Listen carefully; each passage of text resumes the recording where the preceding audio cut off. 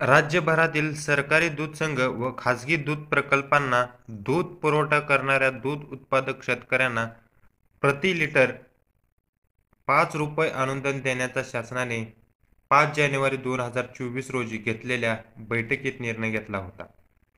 तसेच यावेळी 3.5 फॅट आणि 8.5 SNF ला ₹27 प्रति लिटर असा दर देण्यात यावा असा निर्णय घेण्यात आला होता. कृषी, पशुसंवर्धन, दुग्धव्यवसाय विकास विभाग यांच्या वतीने शुक्रवार दिनांक 15 जाहीर केलेल्या पत्रकानुसार 13 मार्च बुधवार रोजी झालेल्या मंत्रिमंडळ बैठकीत एक निर्णय घेण्यात आला आहे. ज्यानुसार राज्यातील सर्व सहकारी दूध संघ व खाजगी दूध प्रकल्पामार्फत दूध उत्पादक शेतकऱ्यांना 3.5 फॅट आणि 8.5 SNF असलेल्या गुणप्रतिकारिता ₹27 प्रति लिटर न देता आता नव्याने 3.5 फॅट आणि 8.5 SNF दुधाकरिता अवघे ₹25 देण्यात येणार आहे. राज्यभरातील सहकारी दूध संघ व खाजगी दूध प्रकल्पांना दूध पुरवठा करणाऱ्या दूध उत्पादक शेतकऱ्यांना प्रति लिटर ₹5 अनुदान देण्याचा शासनाने 5 जानेवारी 2024 रोजी घेतलेल्या बैठकीत निर्णय घेतला होता.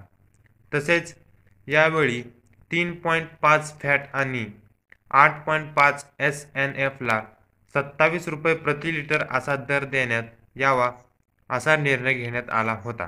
त्यानंतर 26 फेब्रुवारी 2024 रोजी यात बदल करत हे अनुदान आणखी काही दिवस पुढे वाढवण्यात यावे असा निर्णय दिला, ज्यामुळे अनेक शेतकऱ्यांना याचा दिलासा मिळाला. मात्र प्रत्यक्षात हे अनुदान अद्यापही काही शेतकऱ्यांच्या खात्यावर न आल्याने शेतकरी विचारणा करत होते. त्यातच 11 मार्च रोजी दुग्ध व्यवसाय विकास आयुक्त यांनी ज्या शेतकऱ्यांचे अनुदान रखडले आहेत ती अंतिम यादी संकलन केंद्रांना जमा करण्यासाठी मुदतवाढ दिली होती. मात्र आता या नव्या ₹25 प्रति लिटर निर्णयामुळे दूध उत्पादक शेतकऱ्यांना आर्थिक टंचाईला सामोरे जावे लागणार आहे. कधी चारा टंचाई तर कधी विविध साथींच्या आजारांची, पशुधनावर होणारी बरसात तर कायमस्वरूपी असलेला दूध दर प्रश्न यात दूध उत्पादक शेतकरी सतत भरडत आला आहे. यातून अनेक आंदोलने उभी राहिली, उपोषणे झाली, मात्र यावर कायमचा तोडगा काही निघाला नाही.